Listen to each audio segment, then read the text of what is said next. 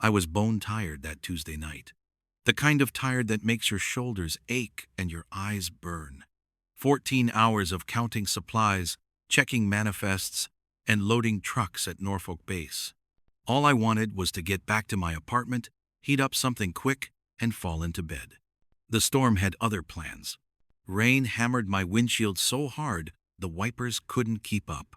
Most folks had the good sense to stay home or find shelter, but I'd been stuck on base, finishing up a shipment that absolutely had to go out in the morning.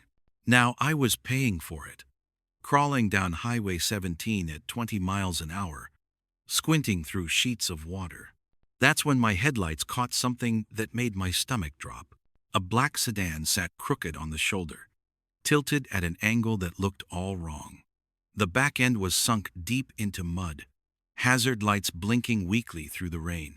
For half a second, I thought about keeping going. I was exhausted. The storm was getting worse by the minute.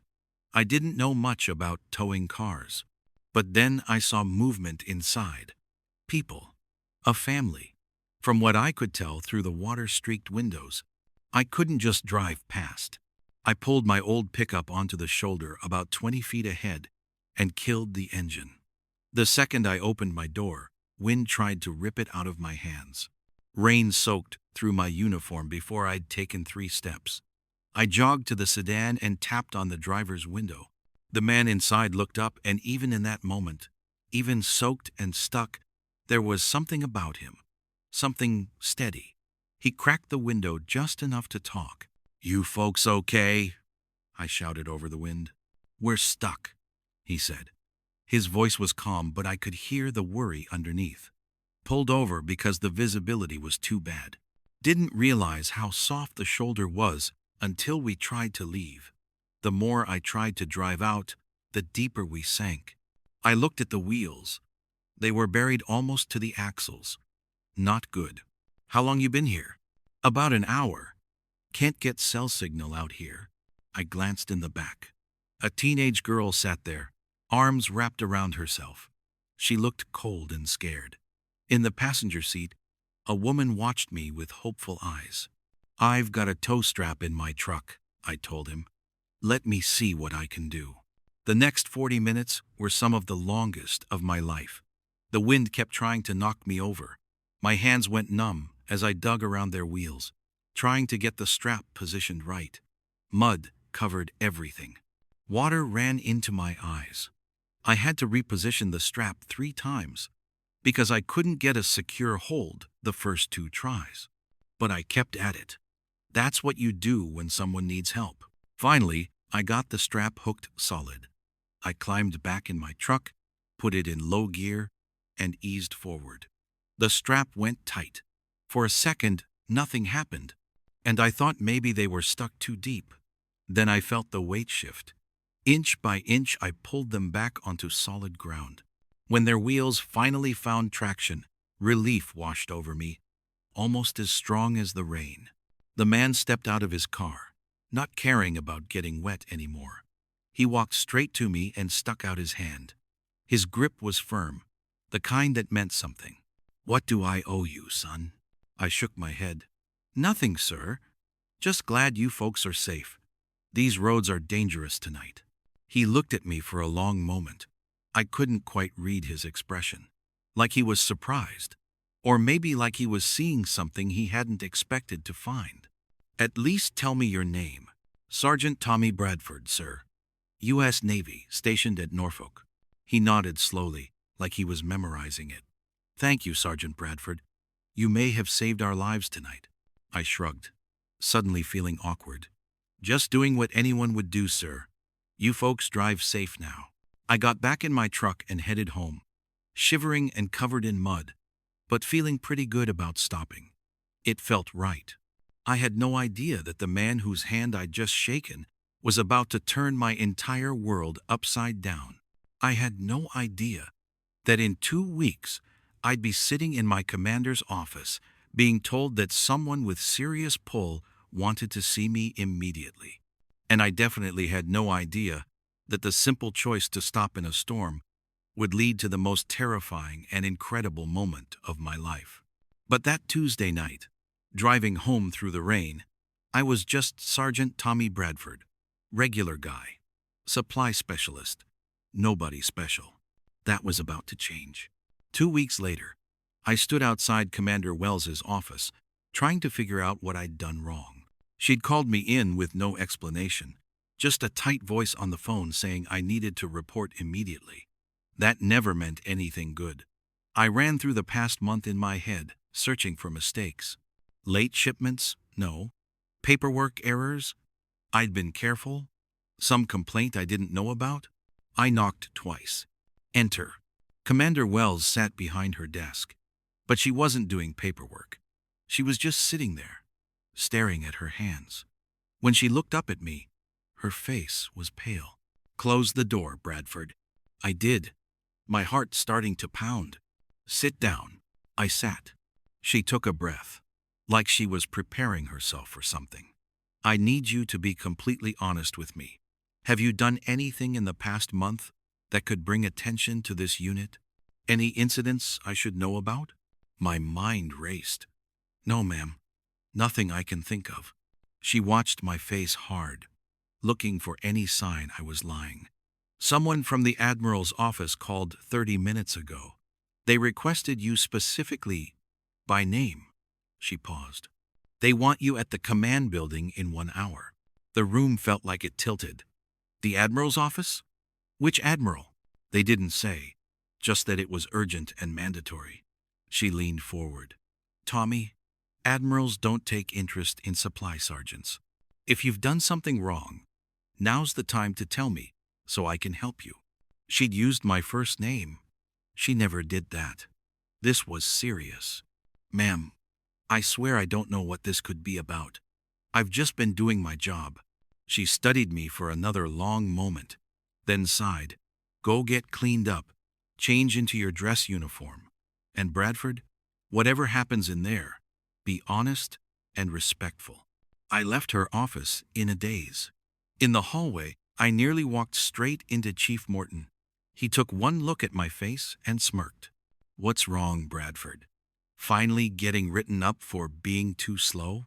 I didn't have energy for his attitude. I just walked past him. But his words followed me down the hall. Always knew you'd wash out eventually. Back at the barracks, my hands shook as I put on my dress uniform. My roommate Kevin noticed. Dude, you look like you're heading to your own court-martial. What's going on? Got called to meet some admiral. No idea why. Kevin's eyes went huge. Admirals don't meet with people like us unless something major happened. You sure you didn't accidentally do something heroic and not realize it? I thought back. Supply runs, inventory, paperwork. Nothing unusual except that night I helped those people in the storm. But that was just being decent.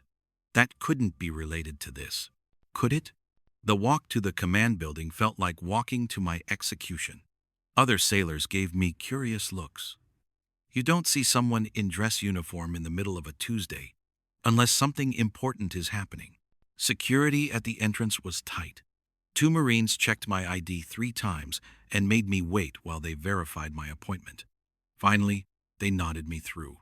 A stern ensign appeared and gestured for me to follow. The hallway we walked down was lined with portraits of famous naval leaders and photos of important ceremonies.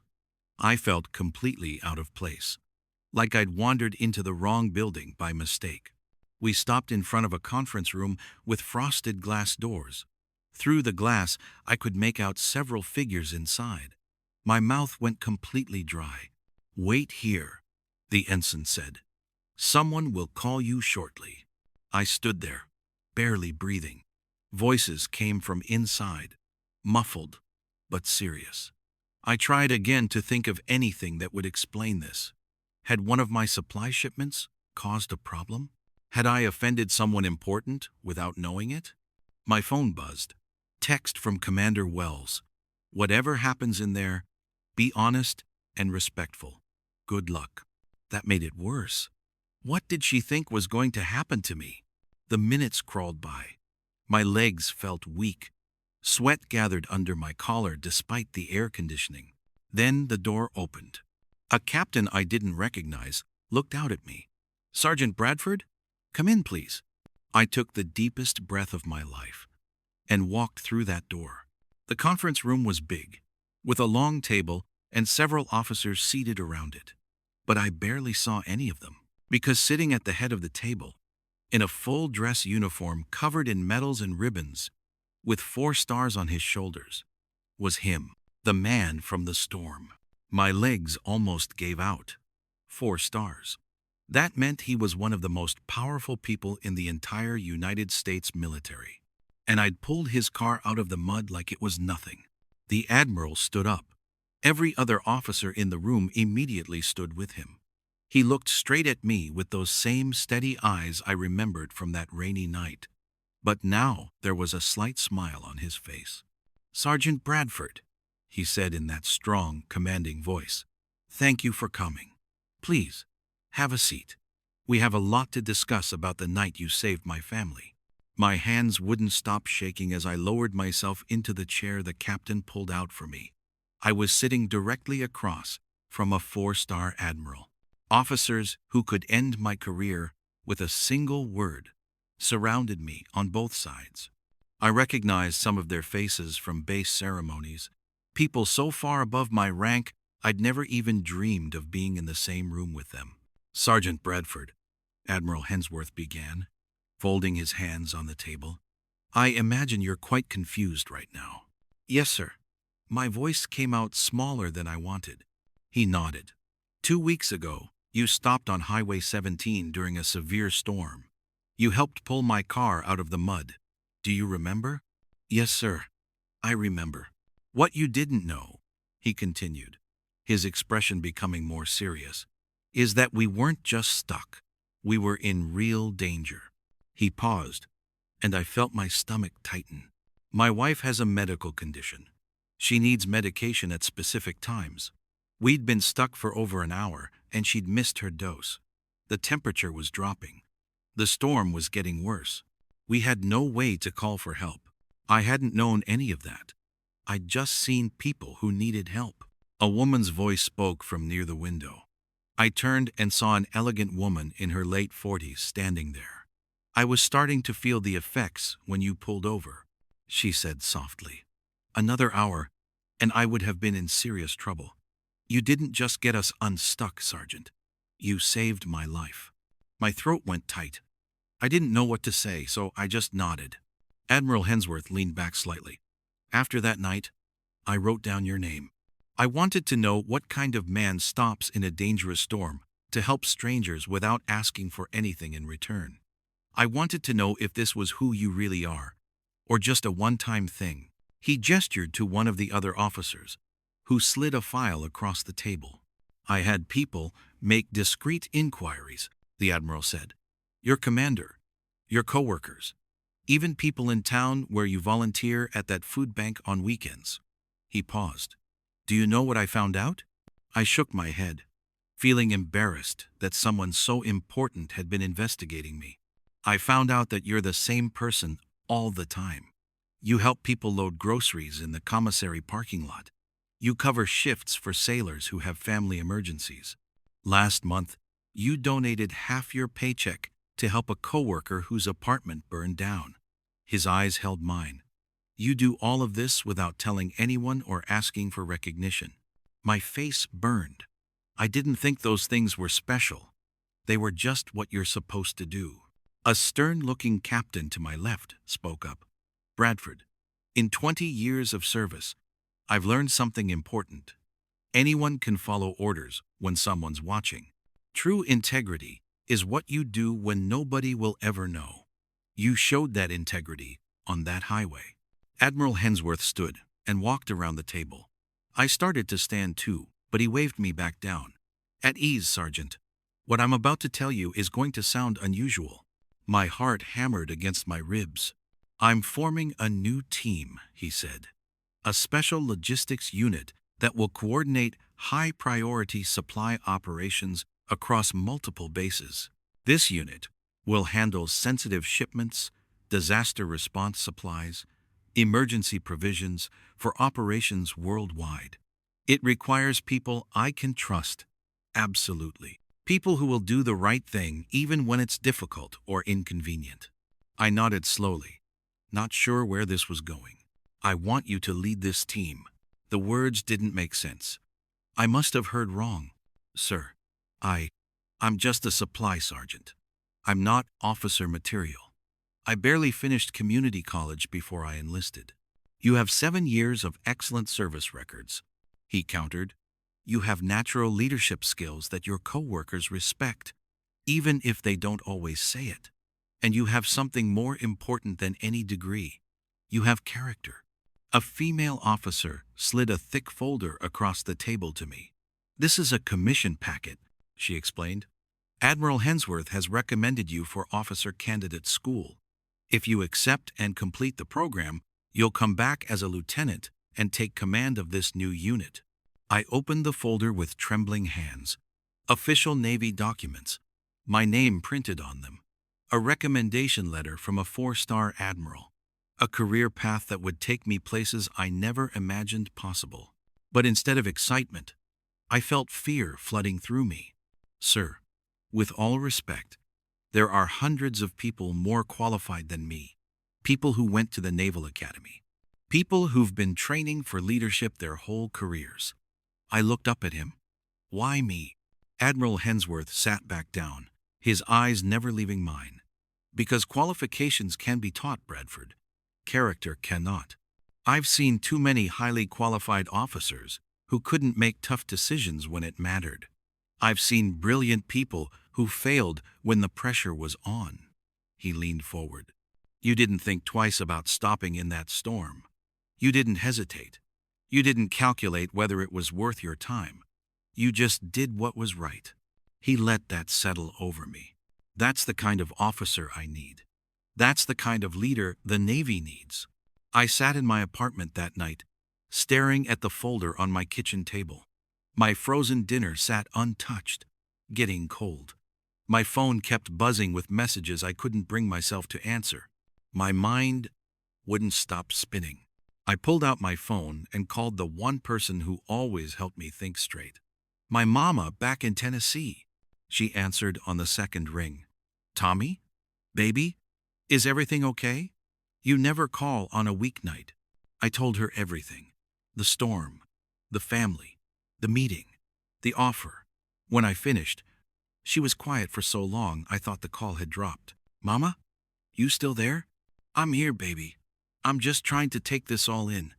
An admiral wants to make you an officer? Yeah. Crazy, right? I keep thinking there's been some mistake. Her voice changed.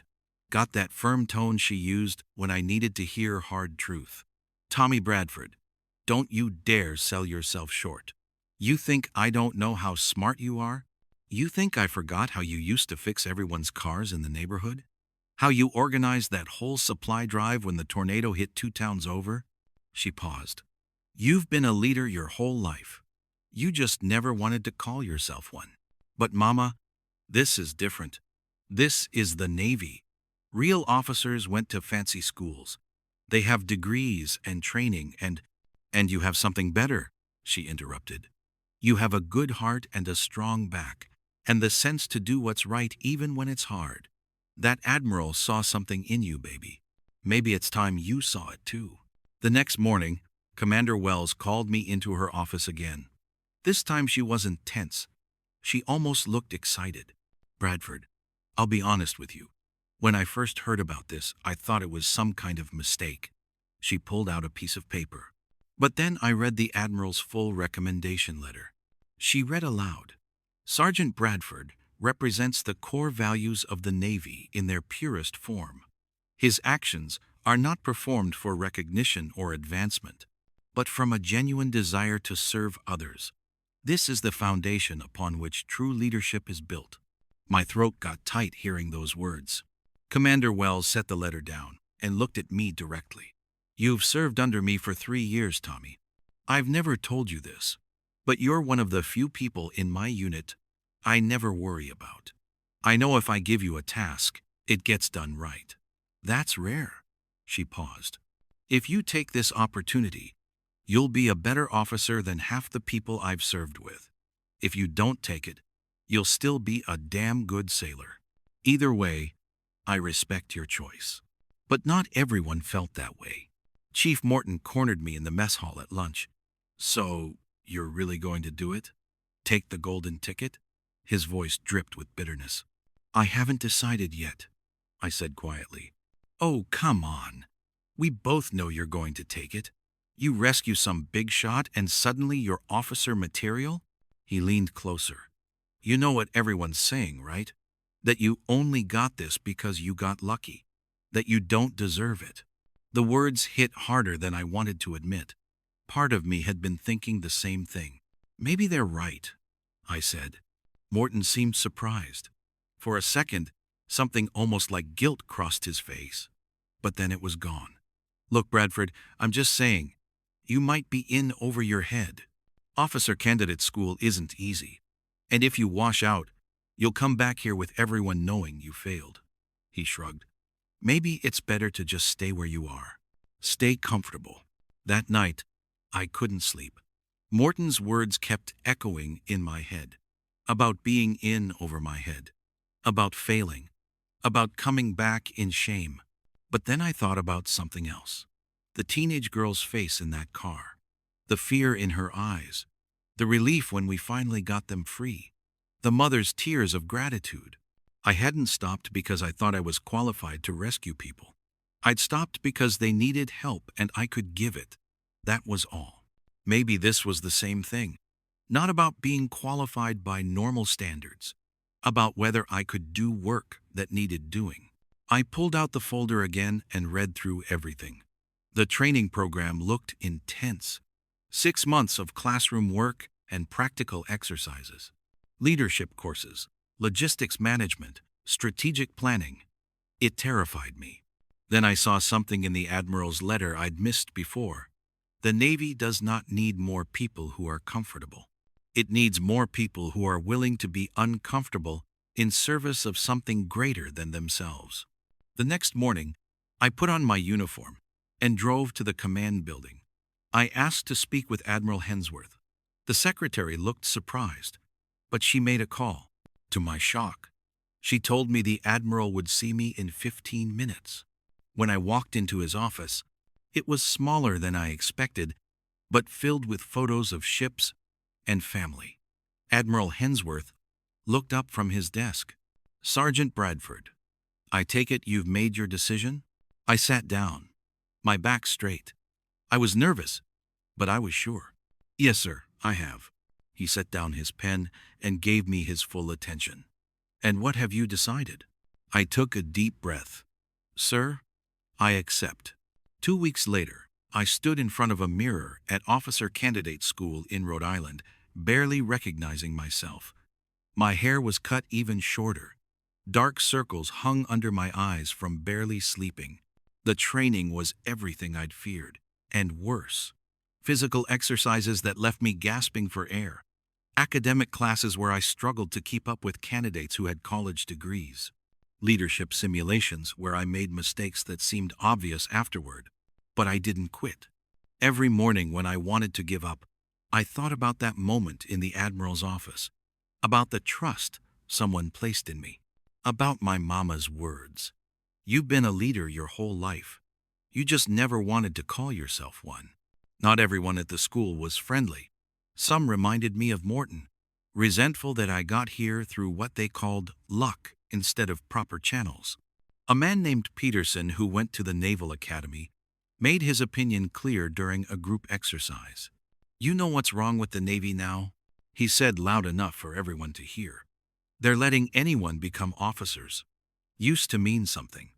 Now all you need is to be in the right place at the right time. I ignored him and focused on the work. But the words stung because part of me still wondered if he was right. The real test came during week 8, a major training exercise. We were divided into teams and given an impossible scenario. Coordinate supply deliveries to 3 locations simultaneously while dealing with equipment failures, weather problems, and shifting priorities. Peterson was our team leader. He kept trying to solve everything with complicated formulas from textbooks, but the scenario kept changing faster than he could plan. We were falling behind every other team. I saw the problem. Peterson was trying to control everything, to find the perfect answer. But in real supply work, you can't control everything. You have to adapt. You have to trust people. You have to make the best choice available, not wait for the perfect one. Peterson, I said quietly, what if we... Not now, Bradford. I'm calculating the optimal route sequence. But one of the simulated sites was reporting a critical shortage. If we didn't get supplies there in 10 minutes of simulation time, we'd fail the entire exercise. I made a decision. I took over the communication terminal and started giving orders. I didn't wait for Peterson's approval. I sent the closest team to the critical site with whatever supplies they already had loaded, even though it wasn't everything requested. I redirected another team to cover the gap, accepting that the third site would wait longer. It was messy. It wasn't by the book, but it worked. Peterson was furious. You just countermanded my orders. You undermined my authority. I kept people alive, I said calmly. In the real world, that's all that matters.